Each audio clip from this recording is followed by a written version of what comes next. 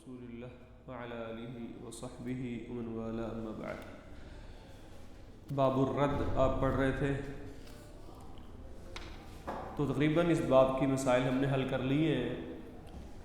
اس باب میں رد کی تعریف، رد سے مراد کیا ہے، مسئلہ ردیہ کی پہچان، اس مسئلے میں فقہاء کرام اور صحابہ کرام میں کیا اختلاف ہے، تمام باتیں پڑھ لی ہیں آپ نے۔ پھر اس کے بعد ہم نے پڑھا تھا کہ اس باب کے مسائل کی اقسام، تو ہم نے 6 قسمیں بنائی تھیں، یاد ہوگا آپ کو، اور صاحب کتاب نے اس کی 4 قسمیں بنائی ہیں۔ کہا تھا کہ ثم مسائل الباب علی اقسام 4، 4 قسمیں ہیں، جس کی ہم نے بنیادی 2 قسمیں بنائی تھیں کہ یا تو مسئلے میں احد الزوجین ہوگا یا وہ نہیں ہوں گے، جنہیں کہا جاتا ہے کہ لا يرد علیہم، ٹھیک ہے، من لا يرد علیہم اور من يرد علیہم، جن پر رد ہوتا ہے جن پر رد نہیں ہوتا۔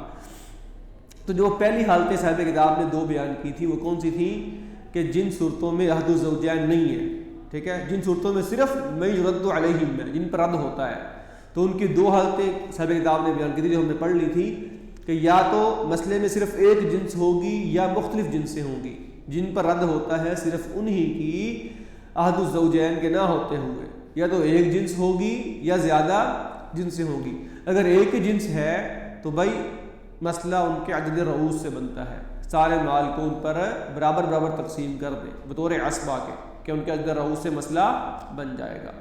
جس طرح اس کی سب نے مثال دی تھی کہ 2 بیٹیاں ہوں، 2 بہنیں ہوں، 2 جدات ہوں، تو ان کے عدد رؤوس سے مسئلہ بنا کے ان کو مال دے دیں گے۔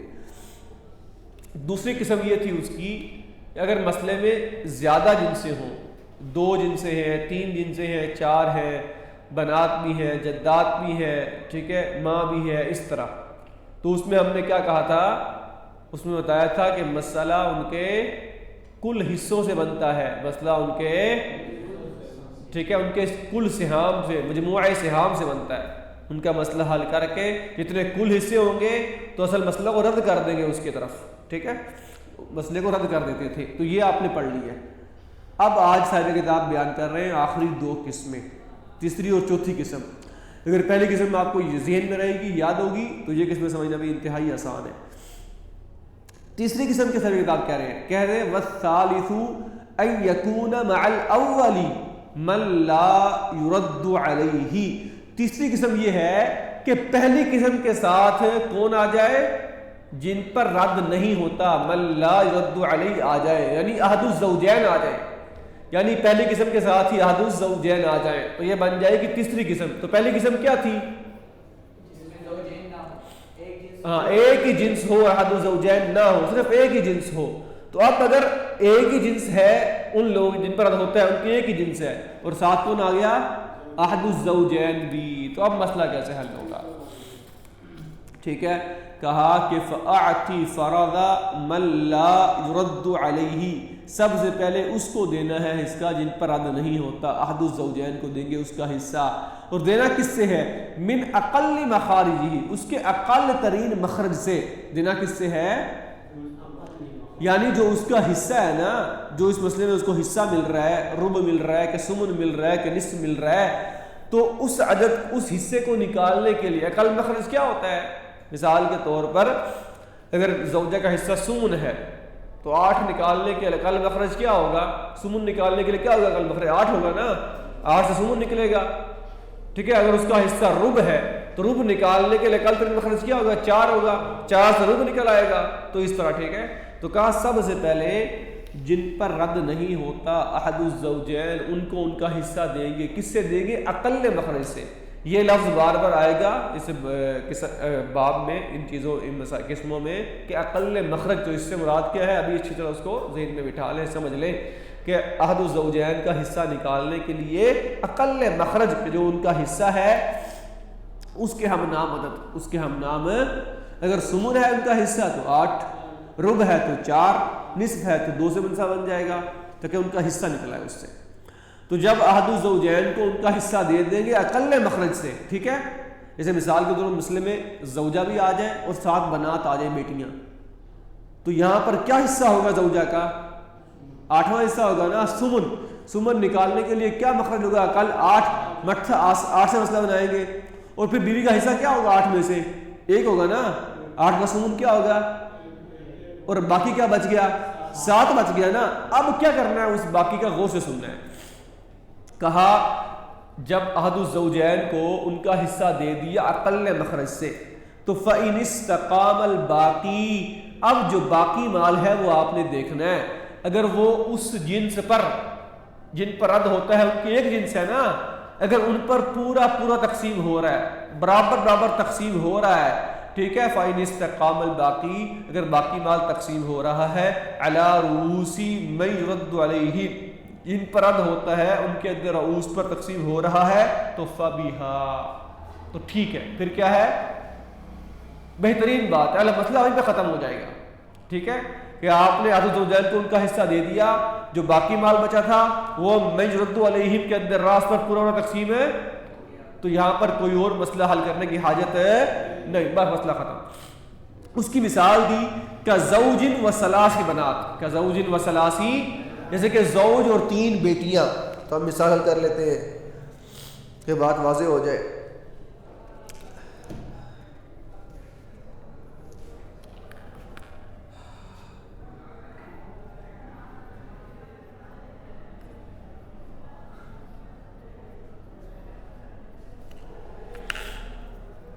زوج اور 3 بیٹیاں, 3 بنات.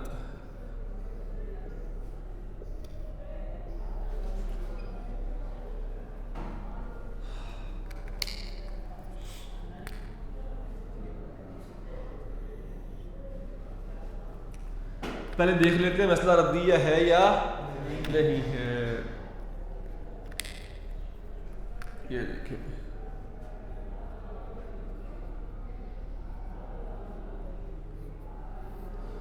کیا حصہ ہے زوج کا, بنات, مسئلہ کس سے بنے گا, مسئلہ بنے گا 12 سے. رب خلط ملت ہوا ہے مجموعہ ثانیہ کے ساتھ. ٹھیک ہے, 12 کا رب کیا ہوگا, 3, 4 3 12, 4 3 12, 3. اور ثلثان کیا ہوگا, 3 4 12 اور 4 دونی 8 8.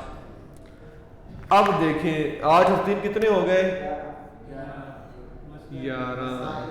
تو 12 سے کم ہے کہ نہیں ہے, کم ہے نا, تو مسئلہ ردیہ ہے. مسئلہ کیا ہے, اب رد کے اصول پہ حل کریں گے. تو آپ نے پڑھ لیا کہ جب مسئلہ کے اقسام میں سے احد الزوجین ہو, احد الزوجین یعنی دوسری قسم میں سے احد الزوجین ہو, اب ان کے ساتھ جن پر رد ہوتا ہے ان کی ایک جنس ہے کہ زیادہ ہے, ایک ہی جنس ہے نا, تو سب سے پہلے احد الزوجین کو دیں گے اس کے اقل مخرج سے. زوج کیا حصہ ہے یہاں پر اس کا, ان کو ہم باقی دیں گے. کیا دیں گے ان کو, تو مسئلہ کس سے بن جائے گا, 4 سے ہی. رب کیا ہوگا اس کا 1, کیا بچ گیا باقی 3. اب صاحب کتاب نے کہا کہ احد الزوجین کو اس کا حصہ دینے کے بعد اقل مخرج سے اب یہ دیکھ رہے ہیں کہ جو باقی بچا ہے, باقی اگر وہ من يرد علیہم کے اندر اس پر پورا تقسیم ہو رہا تو بات ہی پر ختم. جیسے کہ 3 باقی بچے ہیں نا, تو کتنی بیٹیاں ہیں, تقسیم ہو رہا پورا, الحمدللہ, خلاص, ما فی عمل آخر. ٹھیک ہے, ما فی حاجہ اخرى کذا. اگر یہ جو باقی بچ گیا عدد راس پر پورا تقسیم نہ ہو رہا ہو, عدد راس پر پورا تقسیم ہے, یعنی یہاں پر کسر آ جائے, مراد کیا ہے یہاں پر, تو کیا کریں گے, تصحیح والا اصول جو پہلے پڑھ لیا آپ نے. ٹھیک ہے کہ تصحیح کسر ایک فریق پر ہوگی, انکسار ایک فریق پر, تو وہ اصول لگائیں گے کہ ان کے عدد راس اور صحت میں نسبت دیکھیں گے. اگر توافق ہے تو عدد راس کا ضرب کھائے گا اوپر, اگر تباین ہے تو یہ کل اوپر ضرب کھا لے گا اور مسئلہ حل ہو جائے گا.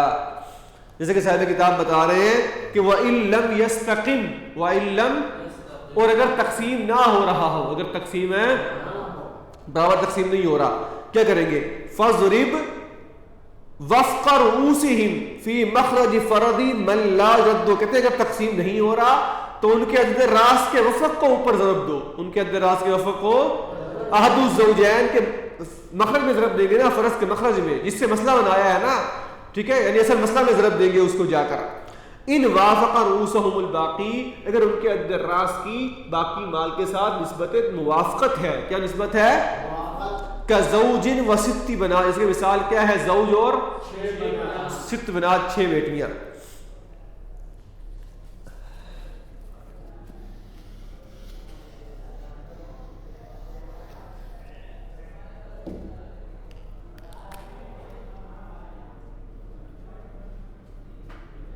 زوج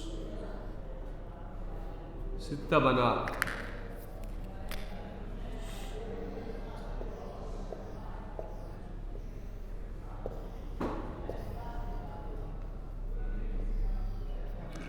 کیا حصہ ہے زوج کا؟ بنات کا. لیکن یہ مسئلہ ردیہ میں پتہ ہے، ہم نے پہلے حل کیا ہوا ہے. 3 بیٹیاں اور 6 حصہ ایک ہی ہوتا ہے. ٹھیک ہے، ثلثان مسئلہ ردیہ ہے نا، اس لیے اس کو ہم ڈائریکٹ ہی رد کے اصول پہ حل کریں گے. تو کیا ہوگا ان کے لیے؟ باقی. مسئلہ کس سے بنے گا؟ احد الزوجین کے مخرج سے. 4 سے بن جائے گا. 4 کا ربع کیا ہوگا؟ 1. کیا بچ گیا؟ باقی 3. اب احد الزوجین کو دینے کے بعد دیکھنا ہے باقی کیا بچا. اب اس کی عدد رؤوس سے نسبت کیا ہے یہ دیکھنی ہے. پورا وہ تقسیم ہو رہا ہے کہ نہیں ہو رہا؟ 3 6 میں تقسیم نہیں ہو رہا. 3 6 میں تقسیم پورا کسر ہے نا، تو اس لیے ہم تصحیح والا اصول لگائیں گے. ٹھیک ہے، اب دیکھیں گے کسر ایک فریق پر ہے تو بھئی 3 اور 6 میں کیا نسبت ہے؟ توافق. اگرچہ یہاں تداخل ہے، یہاں کیا ہے؟ 3 6 میں داخل ہے نا، لیکن جب یہ عمل کرتے ہیں تو اس نسبت میں تداخل بھی توافق ہی ہوتا ہے. صرف 2 نسبتیں دیکھتے ہیں، توافق یا تباین بس. ٹھیک ہے، تو 3 اور 6 میں نسبت کیا ہوئی؟ توافق. 6 کا رفع کیا ہے؟ 6 کا 2 ہے نا، 3 کم 3 3 دونی، تو یہ 2 اوپر ضرب کھائے گا. 2 کیا ہوگا؟ 4 کو ضرب دیں گے 2 میں، کیا جواب آئے گا؟ 8. ٹھیک ہے، اچھا اب یہ 2 ضرب کھائے گا ہر ایک حصے کے ساتھ بھی. یہ 2 ضرب کھائے گا اس کے ساتھ بھی اور اس کے ساتھ بھی. 2 ایکم 2 1 2 آ گیا، اور 2 3 6 آ گیا. تو 2 زوج کا حصہ اور 6 بنات کا، اور 6 تقسیم ہو رہا ہے پورا ان پہ. ہر ایک بیٹی کا حصہ 1 ہو جائے گا. ٹھیک ہے، 6 اور 2 8، تو یہ برابر بھی ہے اصل مسئلہ سے. واضح؟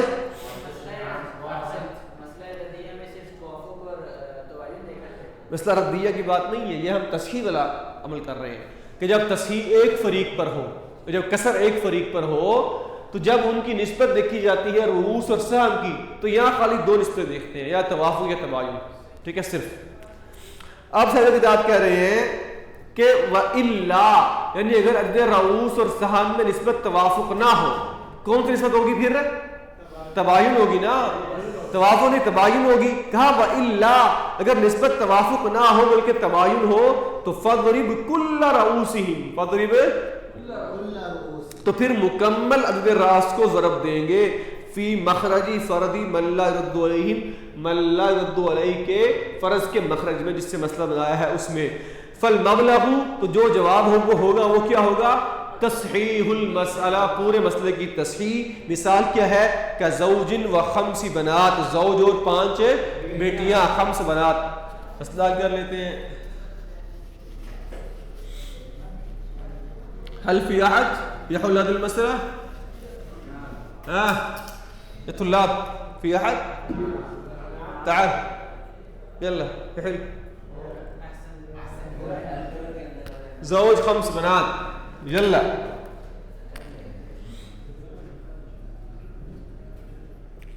زوج 5 بنات.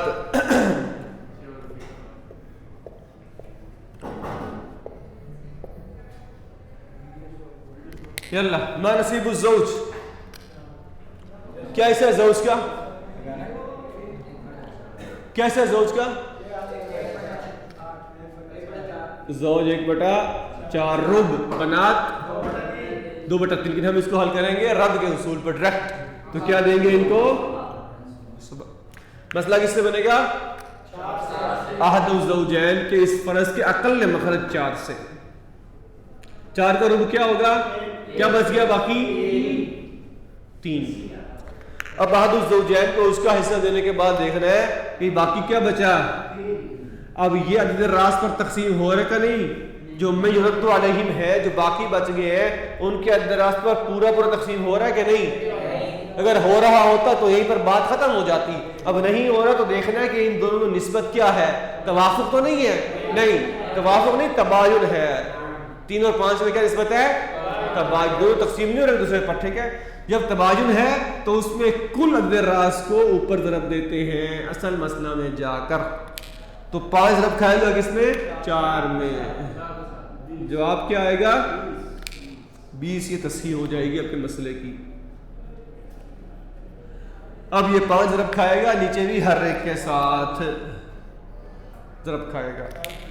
5 1 5 آ جائے گا، اور 5 3 15 اور 5 20. تو 5 زوج کا حصہ اور 15 5 بنات کا، 3 ہر بیٹی کا حصہ آ جائے گا. ٹھیک ہے، 3 ہر بیٹی کا حصہ. واضح ہے؟ چلیں اب صاحب کتاب بات بیان کر رہے ہیں آخری قسم جو ہم نے پہلے حل کر لی ہے. ٹھیک ہے، جو لمبی قسم تھی. ٹھیک ہے، یاد ہے نا آپ کو کہ جب احد الزوجین کے ساتھ زیادہ جنسیں آ جائیں تو ہم نے مسئلہ حل کیا تھا. پورا مسئلہ حل کرنے کے بعد ٹھیک ہے، آپس میں ضرب والا عمل جو ہے احد الزوجین کا حصہ کہاں سے نکالنا ہے، باقی جو رد والے ہیں ان کا حصہ کہاں سے نکالنا ہے، تو وہ ساری بات ہم اختصار سے پڑھیں گے. زیادہ تفصیل کیونکہ پہلے آپ پڑھ چکے ہیں. کہا کہ والرابع، چوتھی قسم یہ ہے ان یکون مع الثانی، ان یکون یہ کہ دوسرے کے ساتھ. دوسرے سے کیا مراد ہے؟ کہ جب زیادہ جنسیں ہوں. یہ مسئلے میں کیا ہو؟ دوسری قسم یہ تھی کہ جب زیادہ جنسیں ہو، احد الزوجین نہ ہو. آپ صاحب کتاب کہہ رہے ہیں ان یکون مع الثانی، یہ کہ دوسری قسم کے ساتھ ہو کون؟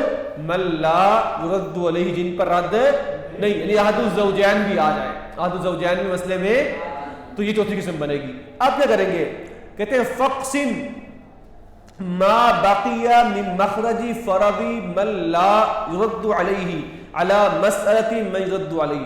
بھئی یہاں پر بھی وہی بات ہے کہ سب سے پہلے احد الزوجین کو ان کا حصہ دیں گے. احد الزوجین کو اس کا حصہ دیں گے، اور وہ بھی اس کے فرض کے اقل مخرج سے. ٹھیک ہے، جو اس کا حصہ ہے اس کا جو اقل ترین مخرج ہے اس کا حصہ دے دیں گے. تو جو باقی بچ جائے گا، جو باقی سبھی کا کہہ رہے ہیں فقسم، اس کو تقسیم کرو. جو باقی بچ گیا ہے اس کو، ٹھیک ہے، من مخرج فرض من لا رد، جن پر رد نہیں ہوتا احد الزوجین، ان کے مخرج سے جو بچ گیا ہے نا، اس کو تقسیم کرنا ہے کس پر؟ علی مسألۃ من یرد علیہ، من یرد علیہ کے مسئلے پر. من یرد علیہم کے یعنی جب زیادہ جنسیں ہوں گی، میں نے پہلے بتایا تھا آپ کو کہ احد الزوجین کا مسئلہ الگ حل کریں گے، اور جن پر رد ہوتا ہے ان کا مسئلہ. اب احد الزوجین کو حصہ دینے کے بعد جو باقی بچ جائے گا اس کو ہم نے تقسیم کس پہ کرنا ہے؟ صاحب کتاب کہہ رہے ہیں جن پر رد ہوتا ہے من یرد علیہم، ان کے مسئلے پر تقسیم کرنا ہے.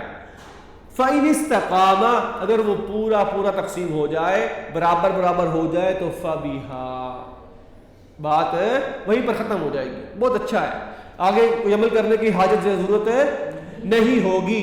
کہا وَهَذَا فِي صُورَةٍ وَاحِدَةٍ، اور یہ اس کی صرف ایک ہی صورت ہے.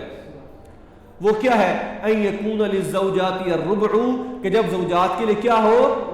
ربع، اور باقی جو ہے اہل الرد میں تقسیم ہو جائے. 3 جو باقی بچیں گے 3 وہ میں تقسیم ہو جائے. مثال کیا اس کی؟ کہ زوجہ و 4 جدات و 6 اخوات لیوں، وہ 6 اخوات. جلدی سے اس کی مثال حل کرتے ہیں، اور تصحیح سے پہلے خالی حل تصحیح نہیں کریں گے اس میں. ٹھیک ہے، حل رد کی بحث کو سمجھیں گے.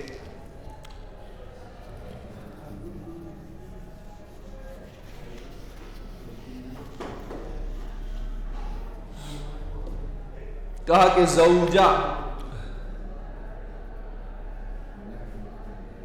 اور ساتھ کیا ہے جی؟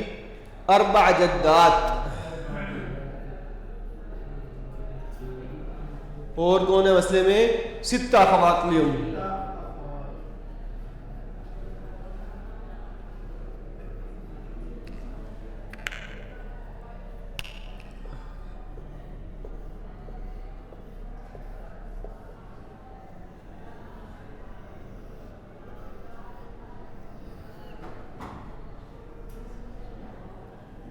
جی اس کو ہم ڈائریکٹ حل کرتے ہیں ردیہ کے اصول پر. ٹھیک ہے, تو کیا حصہ ہوگا زوجہ کا؟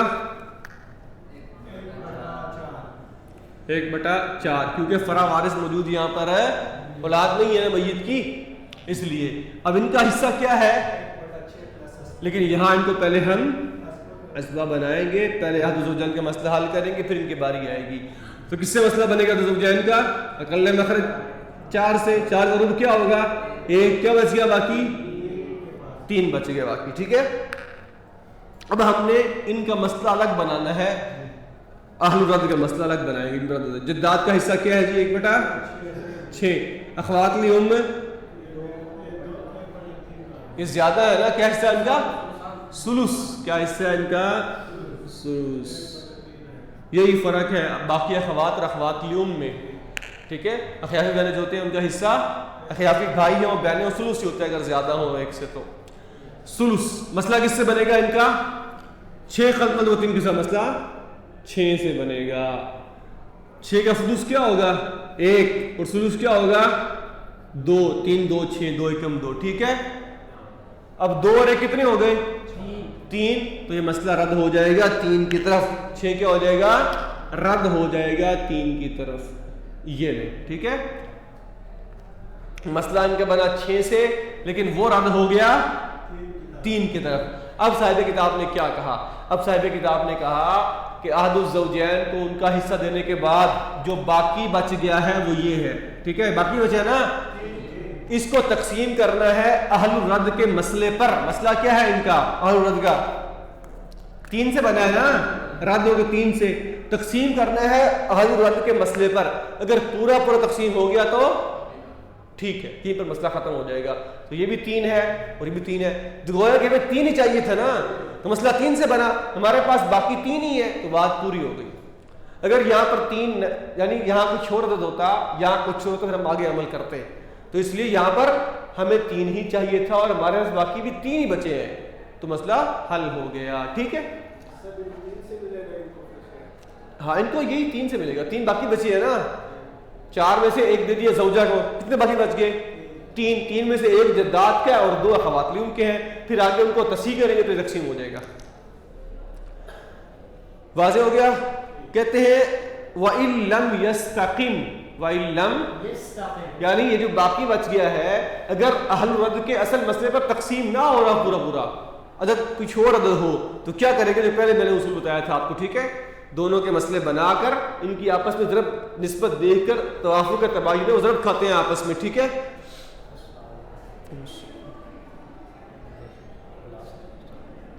تو کہا کہ وَإِن لَمْ يَسْتَقِمْ, وَإِن لَمْ اگر تقسیم نہ ہو رہا ہو تو فَضْرِبْ جَمِيعَ مَسْأَلَةِ, دھیان سے عبارت دیکھیں. ٹھیک ہے, کہا کہ فَضْرِبْ جَمِيعَ مَسْأَلَةِ مَنْ يُرَدُّ عَلَيْهِ فی مخرج فرض من لا يرد علیہ فالمبلغ مخرج فروض الفریقین. کہا اگر تقسیم نہیں ہو رہا نا تو فضرب ضرب دو جمیع مسئلۃ من يرد علیہ, جن پر رد ہوتا ہے ان کے جمیع مسئلے کو, جن پر رد ہو رہا ہے ان کے کل مسئلے کو ضرب دینی ہے. کس میں؟ فی مخرج فرض من لا يرد علیہ, جن پر رد نہیں ہوتا اس کے حصے کے مخرج میں, یعنی اس کے اصل مسئلہ میں. ٹھیک ہے, اگر تقسیم نہیں ہو رہا تو ہم نے کیا کرنا ہے؟ ضرب دینی ہے اہل الرد کے کل مسئلے کو احد الزوجین کے کل مسئلے میں ضرب دیں گے. فالمبلغ, دونوں کو ضرب دے کر جو جواب آئے گا, مخرج فروض الفریقین, وہ دونوں فریقین کے حصے نکلنے کا مخرج ہوگا. ٹھیک ہے, جس کو ہم نے کہا تھا جامعہ, کیا بنایا تھا ہم نے؟ تاکہ دونوں اس سے حصے لیتے ہیں, احد الزوجین کو بھی حصہ دیں گے وہاں سے, اور احد الرد کو بھی حصہ اسی میں سے دیں گے. اس کی مثال صاحب کتاب نے دی کہ 4 زوجات و 9 بنات و 6 جدات. اس کے بعد کہا کہ حصے دینے کیسے ہیں, جو میں نے پہلے پڑھا دیا تھا آپ کو, کہ ثم اضرب سہام من لا يرد علیہ فی مسئلۃ من يرد علیہ. کہا جن پر رد نہیں ہوتا احد الزوجین, اس کو حصے دیں گے جن پر رد ہوتا ہے اس کے اصل مسئلہ سے. اہل رد کے اصل مسئلے سے ضرب دے کے ہم نے حصے دیے تھے نا. وسہام من يرد علیہ, اور جن پر رد ہوتا ہے وہ حصے کہاں سے لیں گے؟ فیما بقیہ من مخرج فردی من لا يرد علیہ، بھئی جو احد الزوجین کے مسئلے سے باقی بچ گیا تھا ان کے حصوں سے. مثال حل کرتے ہیں تو آپ کو انشاءاللہ بات واضح ہو جائے گی.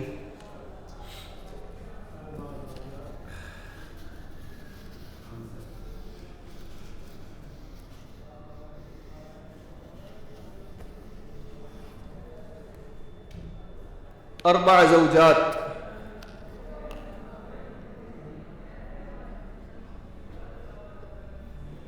اس کے بعد کیا ہے؟ 9 بنات، اور اس کے بعد 6 جدات. فی احد آخر، یلا خلاص.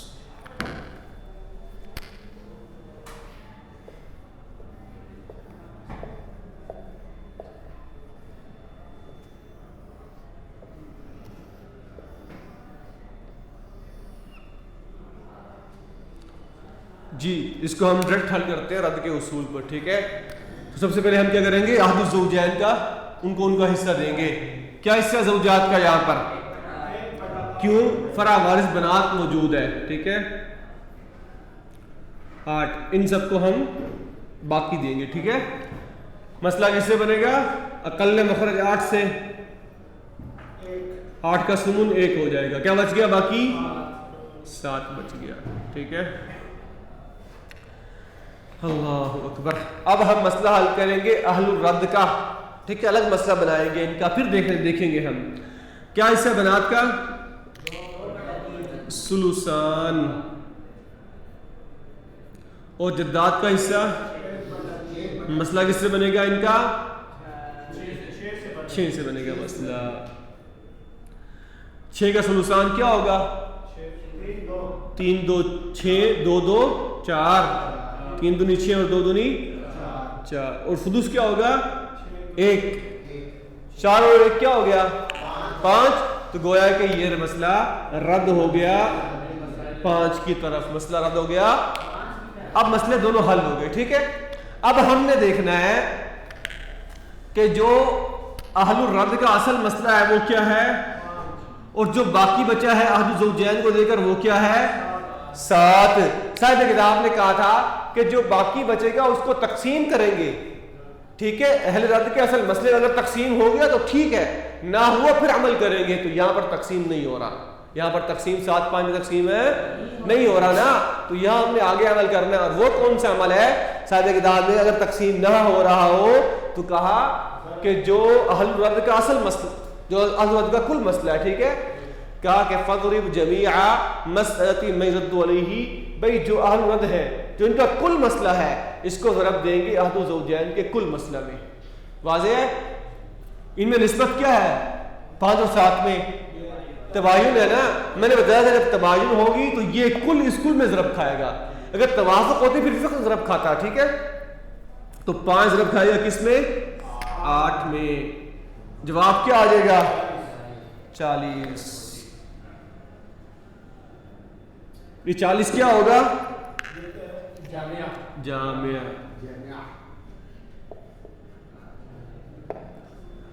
چلے اب ہم حصے کیسے دیں گے؟ احد الزوجین کہاں سے حصہ لیتے ہیں؟